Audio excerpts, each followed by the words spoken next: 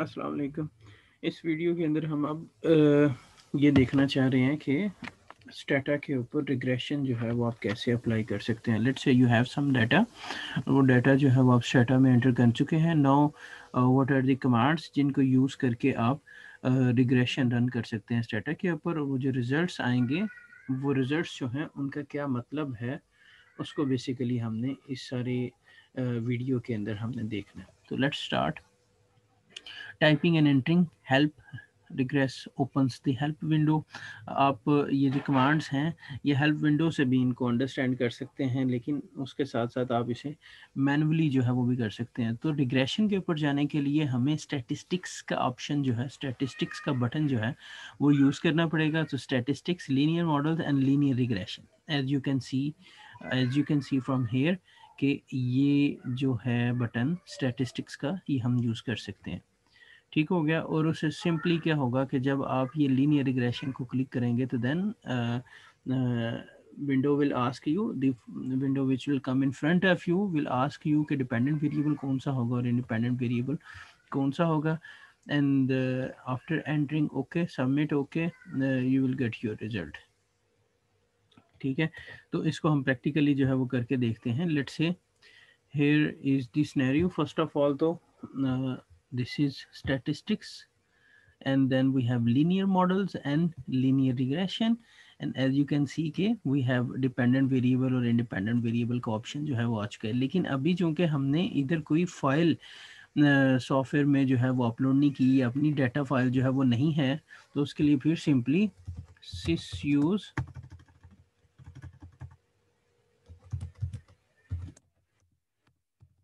In last lecture ये हम discuss कर चुके हैं कि आप जो स्टेटा है, इस स्टेटा के साथ ही कुछ डाटा फाइल्स जो हैं वो शिप की गई हैं, and you can C those files from this data. तो वो इधर अवेलेबल है एग्जाम्पल डाटा सेट्स के अंदर। ठीक है, तो उसके अंदर एक फाइल जो है वो ऑटो के नाम से है। तो सिस यूज ऑटो, अगर आपने स्टेटा के साथ शिप की हुई फाइल जो है कोई ओपन करनी है तो सिस यूज और आगे उस फाइल का नाम जो है वो आपको एंटर करना होता है।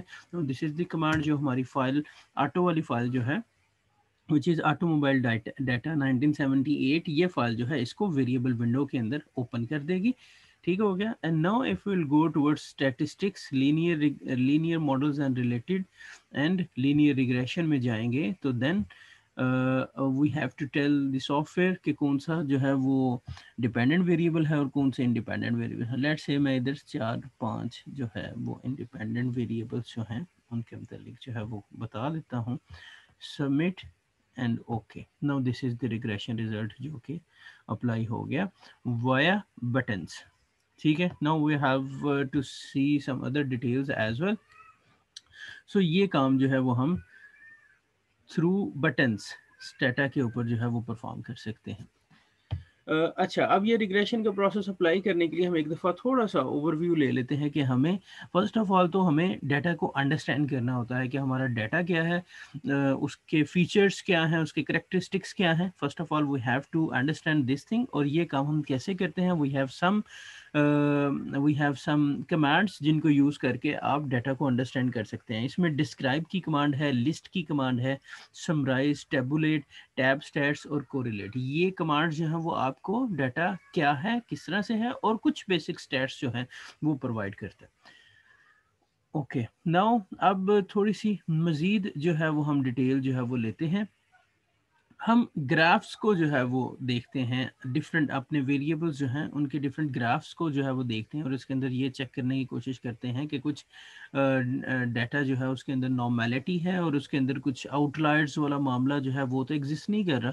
तो उसके लिए फिर हम कुछ ग्राफ्स जो हैं वो चेक करते हैं और उसके बाद फिर हम अल्टीमेटली रिग्रेशन जो है उसे रन करते हैं। सो सेकेंड स्टेप जो है that is look at the graphs, look at various two way graphs. For example अगर आप ये ग्राफ जो है वो देखें, that is two way graph के इसमें इसके अंदर उसने जो ऑब्जर्वेशंस हैं जिस तरह से वो डिस्पर्स हैं उसको शो किया हुआ है इस ग्राफ के अंदर। तो we can also apply this thing by simply applying this command on in our Stata. ठीक है, now this is the thing and we have this graph in front of us. तो ये जो ग्राफ है ये हमें dispersion of the observations of these variables वो हमें शो करवा रहा है, ठीक है। तो अब इसमें अगर देखा जाए तो there is some trend upward trend, इधर डाउनवर्ड ट्रेंड है, इधर भी डाउनवर्ड ट्रेंड है, इधर अपवर्ड ट्रेंड है, but it is more dispersed. इसका मतलब यह है कि इधर एरर्स जो है वो ज़्यादा होंगे। दिस इज़ डाउनवर्ड ट्रेंड, ठीक है। तो हम ये चीज़ जो है वो एक ओवरव्यू जो है वो ऑब्जर्वेशन से मुतालिक जो है वो ले सकते हैं from here. Okay, now next में स्कैटर विद लाइन फिट। आप ये लाइन फिट जो है वो भी इधर अप्लाई कर सकते हैं simply by applying this command, because ये जो कमांड हैं ये हमारी ऑटो फाइल से रेलिवेंट ही हैं, इस वजह से ये हमारे सॉफ्टवेयर के अंदर अप्लाई हो रही है। हमने रेलिवेंट फाइल खोली हुई है और उसकी कमांड्स जो है वो हम अपनी स्लाइड्स जो है उनसे देख के तो अप्लाई कर रहे हैं। तो ये अगर आप देखें तो हमने सिंपली क्या किया कि जो वेट था इन पाउंड्स, उस वेट के ऊपर आपने ये कमांड जो है वो अप्लाई की और उसमें लाइन फिट, उसके ऑब्जर्वेशंस के अंदर लाइन फिट करने की कोशिश की है। तो this is the scenario because data is more dispersed, जैसे आप ये देख सकते हैं ये सारा सिनेरियो। तो इस वजह से we may have some errors, जैसे कि ये और ये, मतलब ये इस पॉइंट के ऊपर बेसिकली वाई एस्टिमेटेड है और ये एक्चुअल वाई है, तो there is a huge difference. तो ये ह्यूज डिफरेंस जो है वो डाटा की डिस्पर्शन की वजह से जो है वो आ रहा है। And then we can also see line fit on some other variable which is the price and mileage per gallon, ठीक है। इन दो का जो है वो ग्राफ आप ड्रॉ कर सकते हो, okay, you can check over here, ठीक है। तो as compare to previous variable, this variable have less dispersed observations, that is why इसके अंदर एरर्स के चांसेस जो हैं वो कम हैं। Okay, now checking outliers. अपने आउटलायर्स जो हैं उनको आइडेंटिफाई करने के लिए इस ऑटो फाइल के अंदर आउटलायर को आइडेंटिफाई करने के लिए स्पेसिफिकली फॉर सम वेरिएबल्स, जैसे कि इधर प्राइस और माइलेज पर गैलन, लेंथ और वेट, ये चार वेरिएबल्स जो हैं इनके अंदर आउटलायर्स जो हैं उनको हम आइडेंटिफाई करना चाह रहे हैं। तो दिस इज द कमांड, ठीक है। अगेन जो आपके ऑब्जर्वेशंस जो हैं, अब आउटलायर क्या है? आउटलायर इज बेसिकली आउटलायर जो है वो सिंपली आपको बताता है कि आपकी कौन से वेरिएबल्स जो हैं उनके अंदर कुछ ऑब्जर्वेशंस जो हैं वो एक्सट्रीम वैल्यूज कंसीडर होती हैं, मतलब वो रूटीन से बहुत ज़्यादा हटके हैं, तो उनको हम आउटलायर कहते हैं। Outlier is an extreme number in your data जो कि आपके मीन को डिस्टॉर्ट करने की कोशिश करता है। तो हमें ये देखना होता है कि क्या हमारे जो डाटा सेट है, वेरिएबल के जो डाटा है उसके अंदर आउटलायर्स तो नहीं है। जैसे ये देखें, ये एक आउटलायर जो है वो लग रहा है, this is another outlier, this is another outlier. So we can have some outliers, लेकिन ये कोई इतना ज़्यादा डिफरेंस नहीं है इसका। अगर डिफरेंस बहुत ज़्यादा बड़ा हो तो देन वो आपकी बेसिक स्टेटिस्टिक्स जो है डाटा की उसको डिस्टर्ब करता है आउटलायर। सो ये सेम इसी डाटा से लिया हुआ इमेज है और वो आइडेंटिफाई हुआ है इसके अंदर कि ये these are the outliers, because ये हमारे रूटीन का जो डाटा है उससे हटके हैं, ठीक है। तो उसके बाद फिर अच्छा ये बेसिक हमने अप्लाई करके उसके बाद फिर हमने क्या किया कि नेक्स्ट में हम जो है वो अपनी स्टेटा की फाइल जो है जिसके ऊपर आप करना चाह रहे हैं, लेट्स से मैं ये ऑटो फाइल जो है इसके ऊपर रिग्रेशन रन करना चाह रहा हूँ, तो सिंपली रैग, उसके बाद फर्स्ट वेरिएबल, ठीक है, एनी वेरिएबल जिस जो कि आपका डिपेंडेंट वेरिएबल है वो रैग के फ़ौरन बाद आएगा, और उसके बाद बाकी रिमेनिंग इंडिपेंडेंट वेरिएबल जो हैं वो आप इधर एंटर करेंगे। This is the command reg REG, ठीक है, स्पेस, उसके बाद dependent variable which is mileage per gallon, and then we have independent variables, तो इनको अप्लाई करके then enter and you will get your results. So this is the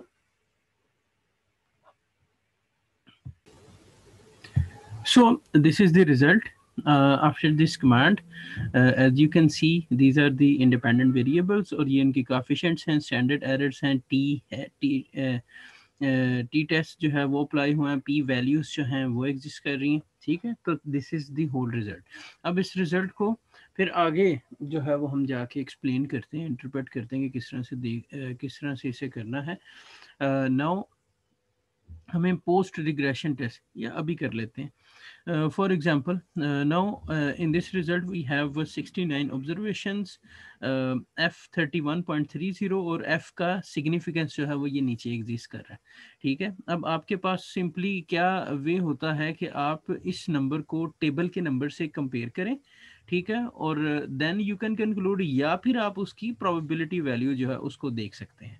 ये probability value जो भी हो इसको 100 से मल्टीप्लाई करें, और 100 से मल्टीप्लाई करने के बाद अगर ये 10 से छोटा नंबर है तो देन आपका जो एफ टेस्ट है वो पास है, मतलब उसके अंदर कोई इशू नहीं है, ठीक है। But if this number is greater than 10 after multiplying with 100, ठीक है, अगर ये नंबर जो है वो उससे बड़ा हो जाता है तो then there are issues with your F test, तो आपका एफ टेस्ट जो है वो सही नहीं है। Then we have r square 0.6617 और adjusted r square 0.6406। अब r square जो है that is coefficient of determination था। ये हमें बताता है कि आपके मॉडल के अंदर जो आपने मॉडल बनाया है, मॉडल क्या था, dependent variable is mileage per gallon, और वो डिपेंड कर रहा है रिपेयर के ऊपर, हेडरूम के ऊपर, ट्रंक के ऊपर और वेट के ऊपर। ये जनाब हमारा मॉडल है कि आपका माइलेज पर गैलन गाड़ी का जो है वो इन 4-5 चीज़ों के ऊपर डिपेंड कर रहा है। Now this is the model, और इसमें 60.6617 का मतलब ये है कि हमारे ये जो इंडिपेंडेंट वेरिएबल हैं ये 66.17% variation in mileage per gallon उसको एक्सप्लेन करते हैं, जबकि रिमेनिंग एक्सप्लेनेशन जो है वो कुछ और वेरिएबल्स की वजह से है जो कि हमारे मॉडल में एग्जिस्ट नहीं कर रही। And then we have this adjusted R scale. ये एडजस्टेड आर स्क्वायर जो है ये सिंपली क्या करता है, ये एडजस्ट कर देता है। देखें आपकी ये जो एक्सप्लेनेबिलिटी है ना, ये बढ़ सकती है अगर आप अपने नंबर ऑफ वेरिएबल्स जो हैं मॉडल के अंदर इन्हांस कर दें। लेट्स से आपके पास ये 1 2 3 4 वेरिएबल्स हैं, इंडिपेंडेंट वेरिएबल्स। अगर इनमें आप अगर 2 और वेरिएबल्स कोई भी ऐड कर दें एडिशनल, बेशक वो रेलिवेंट हैं या इररेलेवेंट हैं, कोई भी 2-3 और वेरिएबल्स ऐड करेंगे तो आपकी ये एक्सप्लेनेबिलिटी जो है वो बढ़ जाएगी। वो क्यों बढ़ेगी, क्योंकि पहले 4 वेरिएबल्स जो थे वो एक्सप्लेन कर रहे थे आपके डिपेंडेंट वेरिएबल को, अब चूंकि 6 वेरिएबल्स कर रहे हैं, नंबर्स बढ़ गए हैं, अब ज्यादा चीजें एक डिपेंडेंट वेरिएबल को एक्सप्लेन कर रही हैं, तो उसकी एक्सप्लेनेबिलिटी जो है वो बढ़ जाती है, ठीक है। तो ये जो एडजस्टेड आर स्केल जो है ये इस चीज को एडजस्ट कर देता है कि जो एक्सप्लेनेबिलिटी सिर्फ नंबर ऑफ वेरिएबल्स के बढ़ने की वजह से इंप्रूव हुई है, ठीक है, उसको एडजस्ट सॉफ्टवेयर जो है वो कर देता है, और उसे हम एडजस्टेड आर स्क्वायर कहते हैं। अब ये जो 2-3 वेरिएबल्स आपने एडिशनल ऐड किए थे, वो 2-3 वेरिएबल्स जो हैं, एक तो आपकी एक्सप्लेनेबिलिटी उन्होंने बढ़ाई बिकॉज पहले 4 वेरिएबल्स एक्सप्लेन कर रहे थे डिपेंडेंट वेरिएबल को, अब 7 वेरिएबल्स एक्सप्लेन कर रहे हैं, तो आपकी एक्सप्लेनेबिलिटी मॉडल की बढ़ गई। और एक और वजह ये भी हो सकती है ना कि ये जो 66% है, बाकी रिमेनिंग 34% जो पोर्शन है वो भी तो कुछ वेरिएबल्स की वजह से है। तो इट मे पॉसिबल कि आपने वो जो 3 वेरिएबल नए ऐड किए हैं, वो 3 वेरिएबल जो हैं वो इस 34% में से कुछ पोर्शन को ले लें, वो इस 34% में से कुछ पोर्शन को ले सकते हैं, ठीक है। तो उस सिनेरियो के अंदर जो है वो एक्सप्लेनेबिलिटी जो है, अगर वो रेलिवेंट वेरिएबल्स हों, ठीक है, तो फिर भी एक्सप्लेनेबिलिटी जो है वो हमारी बढ़ जाती है। तो एक्सप्लेनेबिलिटी मॉडल की 2 वजह से, नंबर ऑफ एडिशनल वेरिएबल्स और और दूसरी चीज कि आपने रेलिवेंट वेरिएबल्स ऐड अप किए। अब ये जो एडजस्टेड आर स्क्वायर है ये सिर्फ ड्यू टू एडिशनल नंबर्स जो आपकी एक्सप्लेनेबिलिटी बढ़ती है उसको ये इम्प्रूव कर देता है, लेकिन जो रेलिवेंस की वजह से, रेलिवेंट वेरिएबल ऐड करने की वजह से एक्सप्लेनेबिलिटी बढ़ती है, ये उसको एज इट इज रहने देता है, क्योंकि वो तो ठीक चीज है, वो तो सही गाइड कर रही है। तो इस वजह से ये उसको एडजस्ट नहीं करता, ये सिर्फ additional numbers, number of variables add होने की वजह से जो आपकी एक्सप्लेनेबिलिटी मॉडल की बढ़ती है उसको इम्प्रूव कर देता है। So this is very important. And normally ये एडजस्टेड आर स्क्वायर का नंबर जो है वो छोटा नंबर होगा as compare to R square, क्योंकि एडजस्टेड आर स्क्वेयर ने कुछ चीज एडजस्ट की है, ठीक है, और वो कुछ चीज जो एडजस्ट की है वो एडिशनल नंबर ऑफ वेरिएबल्स की वजह से मोर एक्सप्लेनेबिलिटी को उसने थोड़ा सा रिड्यूस किया है, as you can see from here as well कि ओरिजिनली आर स्क्वेयर जो था वो 0.6617 है और एडजस्टेड आर स्क्वेयर 0.6406 है। तो ये आपकी एक्सप्लेनेबिलिटी कम हुई है एडजस्टेड आर स्क्वेयर के अंदर, but it is important because ये आपके रिजल्ट्स जो हैं उनकी रेलिवेंस, उनकी रिलायबिलिटी जो है उसे इन्हांस करता है, ठीक है। देन उसके बाद जी, now we have this lower portion which is the important portion जिसकी हमें specifically ज़रूरत होगी. So here you can see कि mileage per gallon is the dependent variable and rep 78 headroom trunk और weight जो है those are independent variable and this is the interceptor. Okay, so coefficients की तरफ अगर आप देखें तो रेप 78 का पॉजिटिव रिलेशनशिप है माइलेज पर गैलन के साथ. You can see there's no sign which means positive sign. तो हेडरूम का पॉजिटिव रिलेशनशिप है, जो ट्रंक है उसका नेगेटिव रिलेशनशिप है और वेट का नेगेटिव रिलेशनशिप है, ठीक है. तो फर्स्ट ऑफ ऑल तो हमें रिलेशनशिप का आइडिया हो गया, उसके बाद फिर हमें टी टेस्ट जो है उसकी बेसिस पे हमें डिसाइड करना था कि whether these variables are significant और नॉट, ठीक है.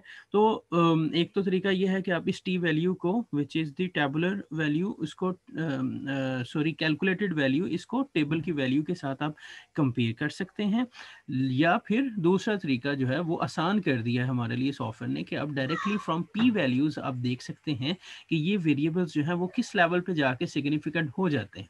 तो अगेन फार्मूला वही है कि पी वैल्यू को 100 से मल्टीप्लाई करें and if this number is smaller than 10 then your variable is significant and if this value is above than 10 then आपका जो variable है that is insignificant. तो 0.182 को 100 से multiply करें तो that would be 18.2 above number and this is insignificant. लेकिन इधर एक चीज़ मैं explain कर दूं कि ये 18.2 का मतलब क्या होगा. फिर 18.2 का मतलब ये होगा कि रेप 78 जो है ये सिग्निफिकेंट हो जाएगा एट 18.2% लेवल ऑफ सिग्निफिकेंस पे.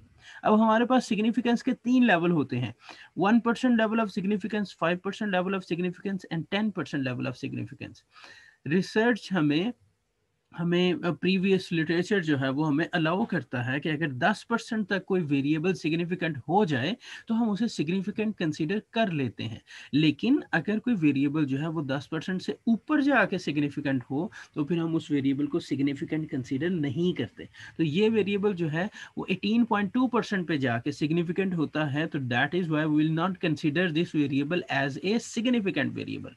And the second variable which is headroom, वो सिग्निफिकेंट हो रहा है, 100 से मल्टीप्लाई करेंगे 79.3, तो ये तो बिल्कुल ही टोटली इनसिग्निफिकेंट है.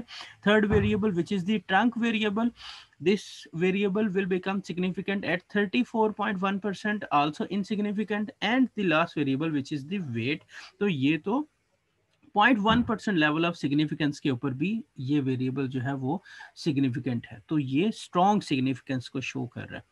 ओके, सो ये वेरिएबल जो है, अब हम करते क्या हैं कि नॉर्मली जो रिलेशनशिप सिग्निफिकेंट होते हैं हम उन्हीं को इंटरप्रेट करते हैं. तो अगर इसकी इंटरप्रिटेशन की जाए इस वेरिएबल की, तो इसको हम इंटरप्रेट ऐसे कर सकते हैं कि माइलेज पर गैलन जो है, माइलेज पर गैलन और वेट का रिलेशनशिप जो है वो नेगेटिव रिलेशनशिप है एंड वेट इज ए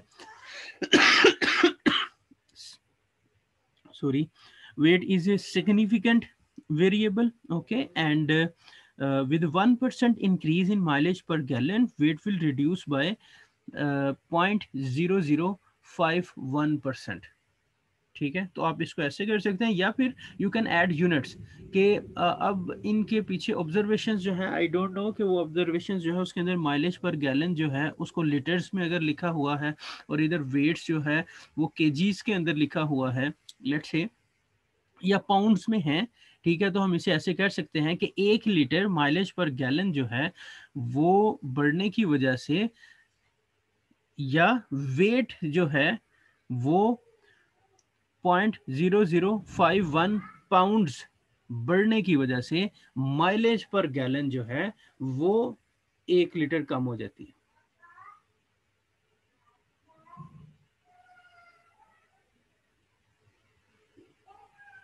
नहीं सॉरी ये गलत हो गया, बेसिकली माइलेज पर गैलन को ये एक्सप्लेन करेगा।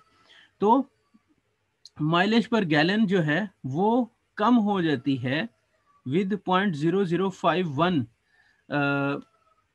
लीटर्स। वेट के 1 पाउंड ऐड होने से माइलेज पर गैलन जो है 0.0051 पाउंड्स जो है सॉरी लीटर्स जो है वो कम हो जाती है। ठीक है, so this is the explanation.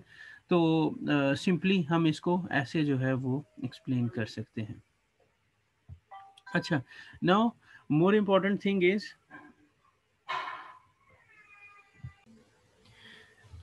सो जी, चूंकि हमने सिर्फ ये वेट वाला वेरिएबल इज सिग्निफिकेंट, तो इसकी इंटरप्रिटेशन करनी है। तो इसकी इंटरप्रिटेशन जो है वो ऐसे होगी कि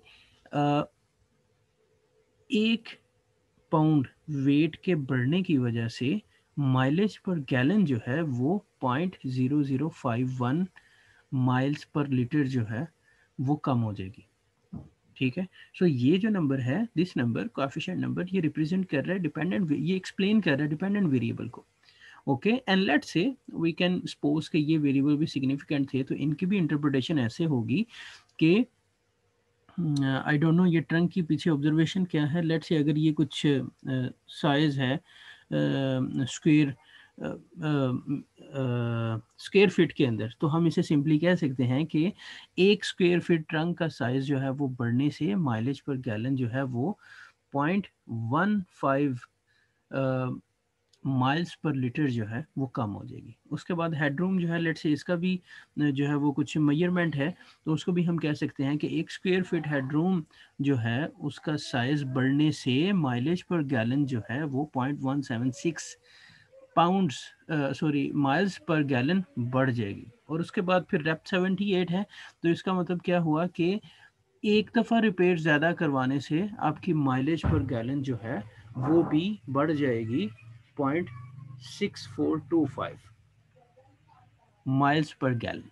तो इधर इन दो वेरिएबल्स में माइलेज पर गैलन रिड्यूस हो रही है इनके 1 यूनिट बढ़ने से, और ये ऊपर वाले दो वेरिएबल जो है उनके अंदर माइलेज पर गैलन जो है वो बढ़ रही है इन दो वेरिएबल्स के 1-1 यूनिट बढ़ने से।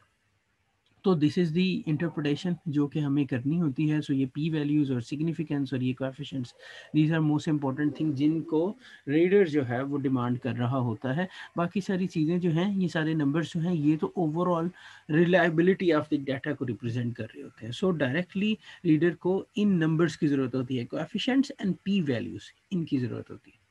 नाउ एक्चुअली ये काम तो हमने कर लिया, बट इसके बाद फिर ज़्यादा इम्पोर्टेंस जो है वो इस चीज़ की है कि क्या ये रिज़ल्ट्स जो हैं वो रिलायबल हैं। आप इन रिज़ल्ट्स को यूज़ करना चाह रहे हैं, मतलब यूज़ करें और इनकी बेसिस पे जो फोरकास्टिंग करें वो कितनी रिलायबल है। तो उसके लिए हमें फिर पोस्ट रिग्रेशन डायग्नोस्टिक टेस्ट जो है वो हमें परफॉर्म करने पड़ेंगे और सम करेक्शंस। अगर वो पोस्ट रिग्रेशन डायग्नोस्टिक टेस्ट जो हैं वो सही नहीं आए, तो फिर हमें उसकी करेक्शंस जो हैं वो भी हमें करनी पड़ेंगी।